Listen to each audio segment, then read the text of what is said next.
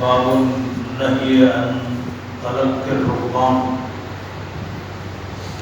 یہ چیپٹر اس چیز کے بارے میں ہے کہ جو قافلہ یا تجار گاؤں سے ہیں اور وہ اپنا ساز و سامان یا جنس بیچنے کے لیے شہر کی طرف آ رہے ہیں، تو شریعت نے منع کیا ہے کہ راستے میں جا کر ان کو ملیں اور ان سے چیز خریدیں چونکہ حضرت ابو ہریرہ رضی اللہ تعالیٰ عنہ کی یہ روایت جو ہے ہم نے پیچھے بھی پڑھی ہے، لیکن امام بخاری رحمۃ اللہ علیہ کی عادت ہے کہ وہ ایک ایک حدیث کو کئی بار لاتے ہیں، اور جہاں وہ حدیث کو لاتے ہیں وہاں سے وہ نیا استدلال کرتے ہیں، نیا مسئلہ جو ہے وہ استنباط کرتے ہیں اور امت کی رہنمائی کرتے ہیں۔ تو اس کے بعد امام بخاری رحمۃ اللہ علیہ جو حدیث نمبر 254 لے کر آئے ہیں، اور اس کے راوی بھی حضرت ابو ہریرہ رضی اللہ تعالیٰ عنہ وہ فرماتے ہیں کہ نہا نبی صلی اللہ علیہ وسلم ان تلقی، کہ رسول اللہ صلی اللہ علیہ وسلم نے یا نبی صلی اللہ علیہ وسلم نے منع کیا ہے قافلے کو آگے ملنے سے۔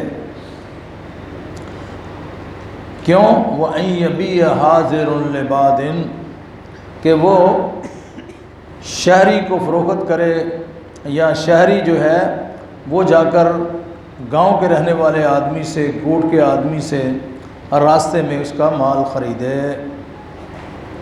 اگلی حدیث ہم کل بیان کریں گے، آج صرف یہی کریں گے۔ تو اس سے جو بار بار امام بخاری رحمۃ اللہ علیہ نے کوئی میرے خیال 10 حدیثیں لائے ہیں، صرف 3 لفظوں کو آگے پیچھے سندیں پیش کر کے لائے ہیں، اس کے اندر مین وجہ یہی ہوتی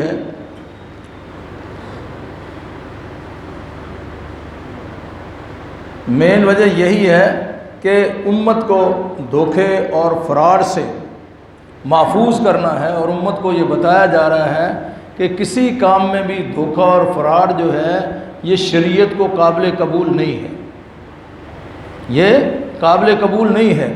تو یہاں جو بتایا ہے کہ قافلے والے آنے والے قافلے کو شہری آدمی آگے جا کے نہ خریدیں، اس لیے کہ اس بیچارے کو ریٹ کا اور وقت کے تقاضے کا علم نہیں ہے، تو وہ جو چیز بیچے گا یا فروخت کرے گا تو وہ گھاٹا کھا جائے گا، اس کو خسارہ ہو جائے گا۔ شریعت یہ کہتی ہے کہ شہر والا بھی اور گاؤں والا بھی دونوں ہی جہنم کی آگ سے بچیں، اور ان کو بچنے کی کوشش کرنا چاہیے، اور وہ کسی سے فراڈ نہ کریں۔ اس لیے شریعت نے رکھا ہے کہ اگر کوئی آدمی فراڈ کر کے کچھ چیز خریدتا ہے، بعد میں ظاہر ہو جاتا ہے کہ اس نے تو فراڈ کر دیا ہمارے ساتھ، اس نے فراڈ کر دیا ہے، تو وہ چیز واپس ہوگی تاکہ خریدنے والے کو پریشانی نہ ہو۔ اسی طرح آتا ہے حدیث میں، جانور لوگ فروخت کرنے کے لیے منڈی میں جاتے ہیں، حیوانوں کی منڈی میں جاتے ہیں، تو وہ ہماری زبان میں اس کو کھڑ کہتے ہیں، کہ گائے کا یا بھینس کا دودھ نہیں دوتے، اس کے پستان، اس کا ہوانہ بڑا ہو جاتا ہے، اور دیکھنے والا دھوکہ کھا جاتا ہے کہ یہ شاید بڑا دودھ دیتی تو زیادہ پیسے دے کے اس کو وہ خرید لیتا ہے، لیکن گھر جاتا ہے، ایک دن دودھ نکالا، 2 دن نکالا، تو وہ اپنے والی جگہ پہ آ گئی، یعنی دودھ تو وہ مکثر دیتی ہے، اس نے روکا ہوا تھا، اب اس نے دھوکہ کر لیا اس بندے سے جو بازار میں ہے۔ تو شریعت کہتی ہے اگر آپ اس کو رکھنا چاہتے تو آپ کی مرضی ہے، لیکن اگر واپس کرنا چاہتے تو آپ واپس کر سکتے ہو، لیکن اس میں شرط کیا لگائی کہ جو 2 دن آپ نے دودھ پیا ہے نا، اس کا دودھ پیا ہے، ہم تو چھپاتے ہیں نا، دودھ پیا ہے، اس کے بدلے آپ اس کو پیسے دیں گے، جنس دیں گے، کھجوریں دیں گے، اس کی بھی شریعت نے تعداد بتائی، تاکہ کسی کے ساتھ جو دھوکہ ہوا ہے اور فراڈ کیا ہے، اس کو جو نقصان ہوا ہے وہ بھی آپ پورا کریں۔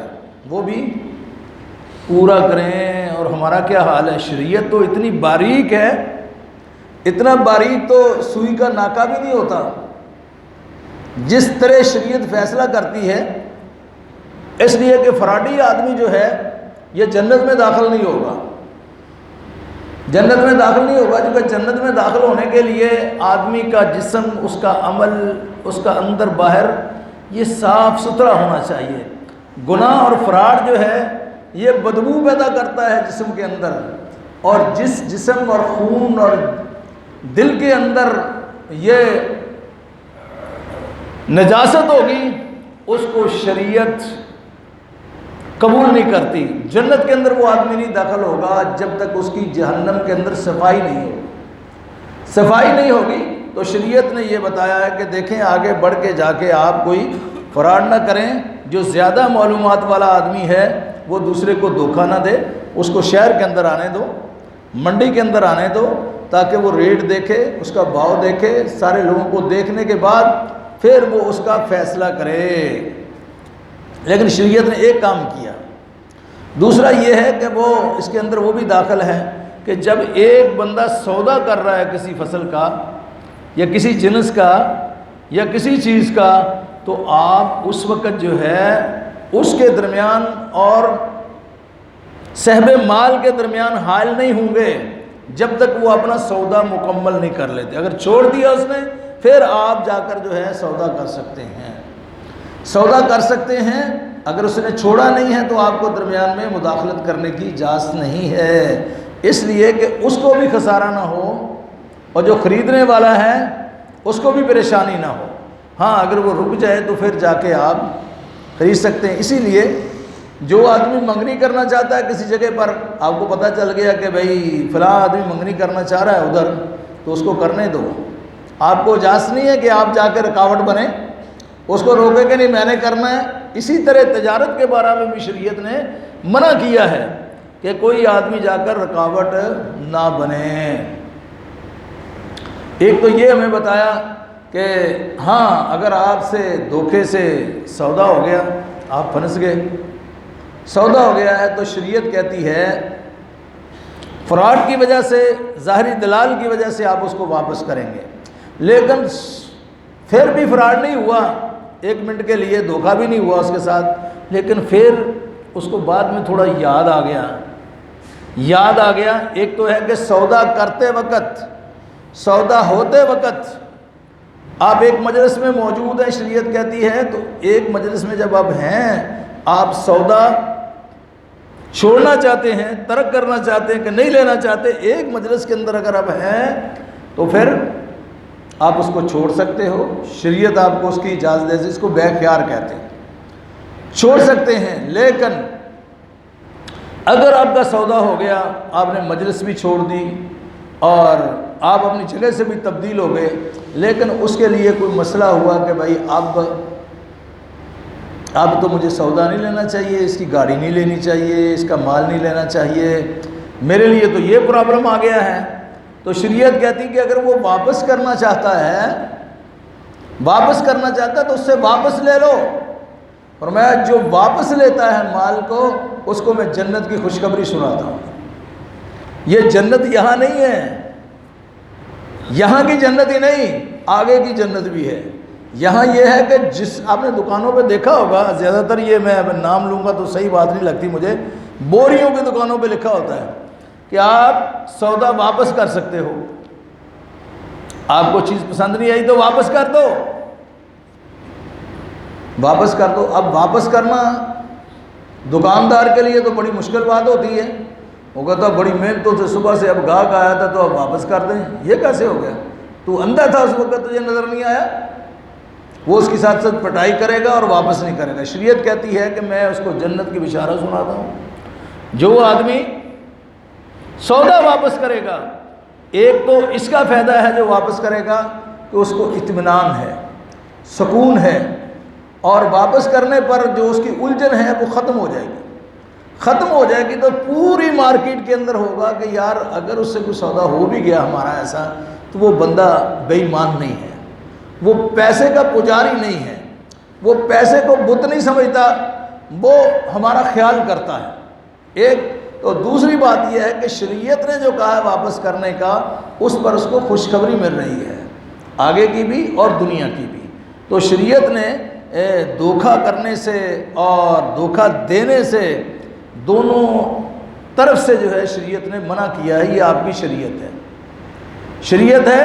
اور اسی لیے حضرت عمر رضی اللہ تعالیٰ عنہ جب بازار میں جاتے نا، بازار میں جاتے تو جو دکاندار ہوتا اس سے جا کر سوال کرتے، پوچھتے ریٹوں کے بارے میں، اس کا انٹرویو لیتے، اس کا امتحان لیتے. کیا یہ MBA شخص ہے جو دکان میں بیٹھا ہوا کہ ایسے پکڑا دور سے اور بٹھا دیا، دھوکے باز اور فراڈی بتا دیا، اور جس کو سودا فروخت کرنے کا طریقہ نہیں، جس کو شریعت کے مسائل ہی نہیں آتے، صرف اس نے دکان پہ بیٹھ کے دھوکے بازی اور فراڈ بازی کے ساتھ کھیلنا ہے.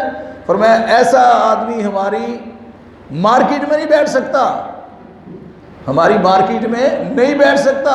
حضرت عمر اس بندے کو نکال دیتے تو ہم اس کو بٹھاتے ہیں جو دنیا میں سب سے زیادہ شاطر ہوتا ہے اور اپنی بددیانتی کی وجہ سے اونچی سطح پر ہوتا ہے. اس کو کہتے ہیں یہ بڑا اچھا آدمی ہے، بڑا ہوشیار ہے جی، یہ کانٹا آدمی ہے. او بھائی کانٹوں کی ضرورت نہیں، یہ کانٹے ایسے چبھوئے گا آپ کو، بعد میں بیٹھ کے روئے گا. تو شریعت کے مطابق جو فیصلہ کرے گا، سودا کرے گا، اس کی دنیا اور آخرت میں قیمت ہے.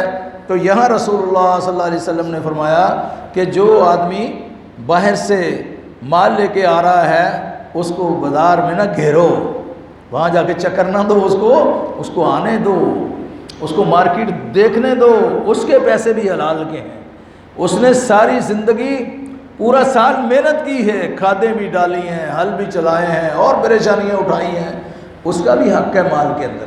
یہ ہمارے بدبختوں کی طرح نہیں کہ جب فصل مارکیٹ میں آتی ہے تو وہ 2000 روپے، اور جب مہینہ وہ نکل جاتا ہے اپنی خرید و فروخت کر لیتے ہیں تو وہی 6000 روپے، اور اس کو اسٹاک کر کے رکھتے ہیں. تو شریعت کے اندر یہ بھی فراڈ منع ہے. تو آپ ذرا یہاں سے آپ حساب لگا سکتے ہیں. میں 3-4 مسئلے کیے ہیں، زیادہ نہیں کیے ہیں. جنت میں جانا کتنا مشکل ہے. اس لیے رسول اللہ صلی اللہ علیہ وسلم نے فرمایا کہ جنت جو ہے مقارعن، اس کے ارد گرد اتنے کانٹے، اتنی خاردار جھاڑیاں، اتنی چنگاریاں ہیں کہ ان کو کراس کر کے اندر جانا جنت کے بڑا مشکل کام ہے. اس لیے کہ ان کو عبور کریں گے آپ مشکلوں کو تو پھر جنت میں جائیں گے نا. تو پھر فرمایا کہ جہنم کو کہتے ہیں فرشتے، ہم نے دیکھا کہ اس کے ارد گرد تو بڑی چاشنی ہے، ہر طرف شمشمی لگی ہوئی ہے، ہر طرف مزیدار مٹھائیاں لگی ہوئی ہیں، تازے ڈوکے لگے ہوئے ہیں. ہر آدمی تو لپکتا ہے کہ یہ مجھے مل جائے کھانے کے لیے، یہ مجھے مل جائے، یہ مجھے مل جائے. یہ فرمایا، فرشتے کہنے لگے یا اللہ یہ تو کوئی بندہ بھی نہیں بچے گا، یہ سارے جہنم میں چلے جائیں گے، یہ تو جہنم میں چلے جائیں گے. اس لیے شریعت نے تجارت کے اندر بھی کتنی باریکیاں رکھی ہیں. اسی لیے رکھی ہیں کہ آپ کا عمل، آپ کا کردار یہ ٹاپ کا ہونا چاہیے. تو فراڈی نہیں کوئی بندہ چاہیے، کوئی امت مسلمہ کا کوئی آدمی فراڈی نہیں چاہیے. اسی لیے جو آپ کا دین پھیلا ہے، آپ مالدیپ میں جائیں، انڈونیشیا میں جائیں، ان کی دین پھیلنے کی وجوہات دیکھیں. عراق کی بنیاد پڑھیں کہ مسلمان کیسے پہنچے اور آگے دوسرے ملکوں میں کیسے پہنچے. کئی جگہ پہ آئے گا نظر کہ وہ اپنے بھائیوں کی مدد کے لیے 25-25 کلو کی تلوار اٹھا کر پہنچے. ہم تو گھر میں بیٹھے ڈرتے ہیں نا. اور پھر اصل جو چیز نظر آئے گی کہ یہ ہم فلاں تاجر کے آنے کی وجہ سے، اس کی دیانت کی وجہ سے، اس کی امانت داری کی وجہ سے ہم مسلمان ہوئے. تو اسلام یہ چاہتا ہے کہ ہمارا ایک ایک فرد سونا ہو، وہ سونا ہو، اس میں ملاوٹ نہ ہو، اس کا کردار بڑا اونچا ہو، وہ کسی کے کھانے پینے والا نہ ہو، کسی سے فراڈ نہ کرتا ہو. اگر اس کا داؤ بھی لگتا ہو تو تب بھی وہ داؤ نہ لگائے، تب وہ کوئی اللہ سے امید رکھے کہ اس کے لیے بھلائی. میں نے امام بخاری کا اس لیے آپ کو واقعہ بتایا تھا کہ وہ جب گھوڑا خریدنے کے لیے گئے تو مالک نے، گھوڑے والے نے کتنے پیسے مانگے تھے؟ 400 مانگا. تو امام بخاری نے غور کر کے دیکھا امام بخاری کو تو آپ جانتے ہیں نا یہ کون سے شخص ہیں. فرماتے جب سے میں نے غیبت کے بارے میں پڑھا میں نے کبھی کسی کی غیبت نہیں کی، اور جب سے حلال اور حرام مال کے بارے میں آگاہی حاصل کی ہے کسی کا ایک پیسہ میں نے حرام کا نہیں کھایا، حرام کا نہیں کھایا. تو کہنے لگے جب اس نے کہا 400 تو وہ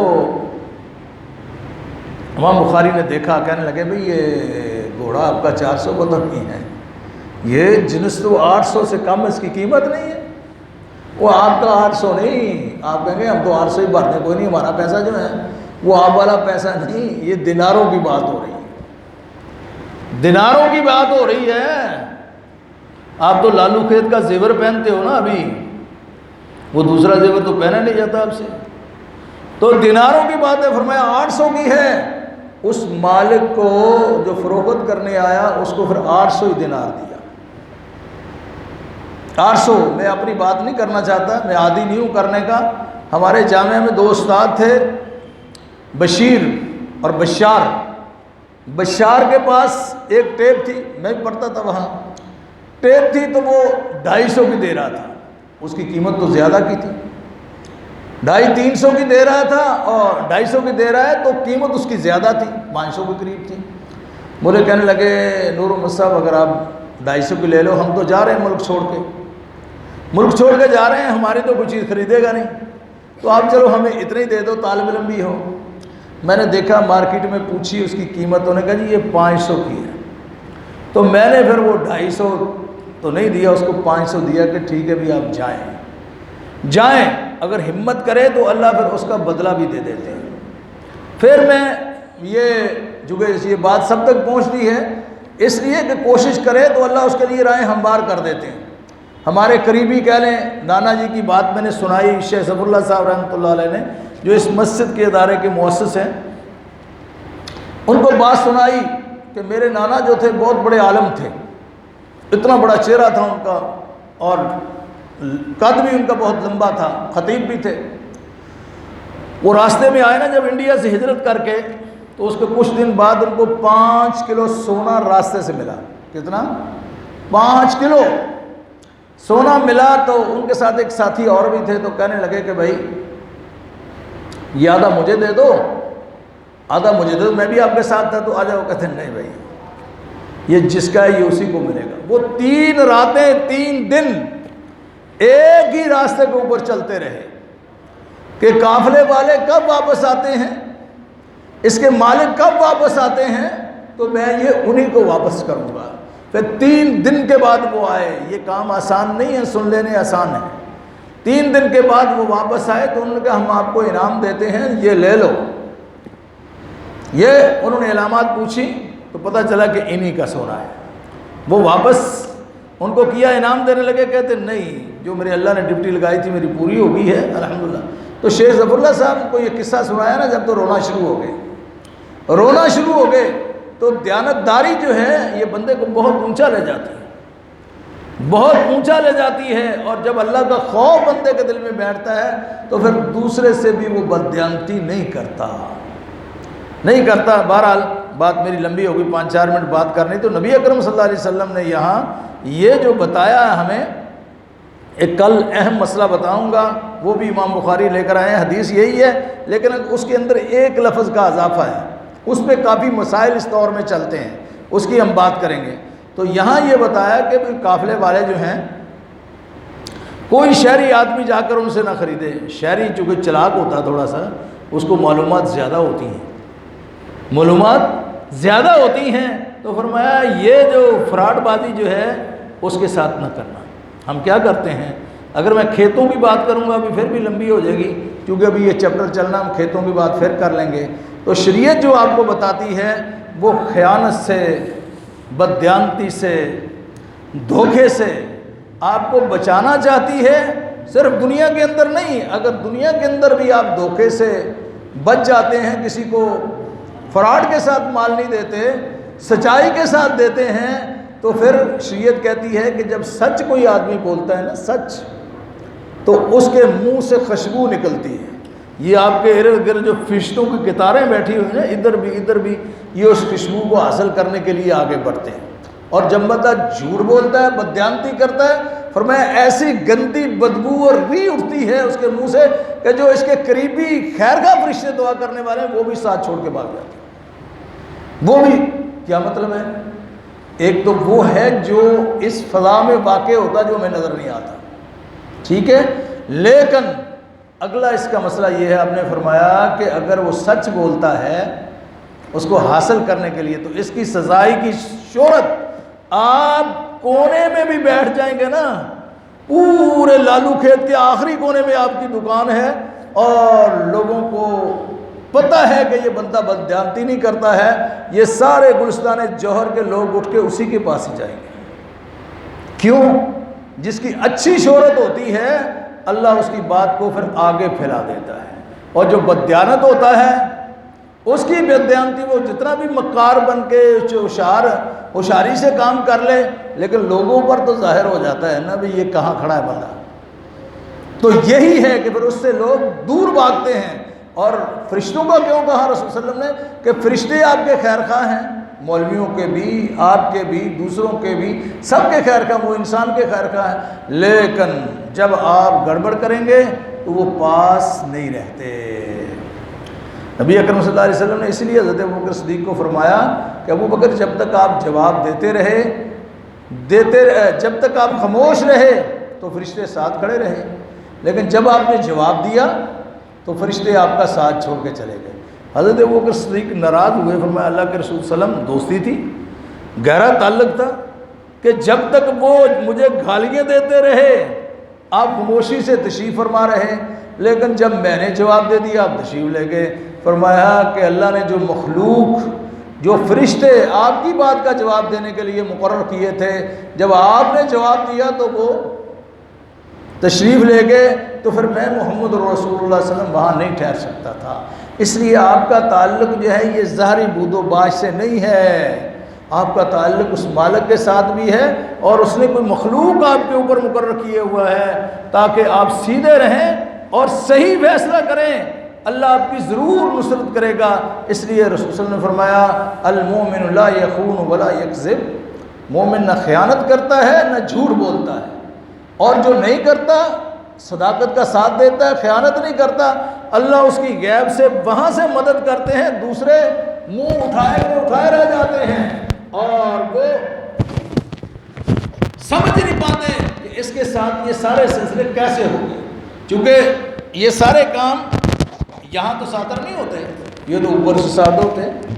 اللہ کہتے ہیں ہم اوپر سے فیصلے کرتے ہیں کسی مال کے بھی، اور لہو مخالف السماوات والارض یبسط الرزق لمن یشاء، اللہ اکبر، زمین و آسمان کے خزانے سارے اسی کے پاس ہیں۔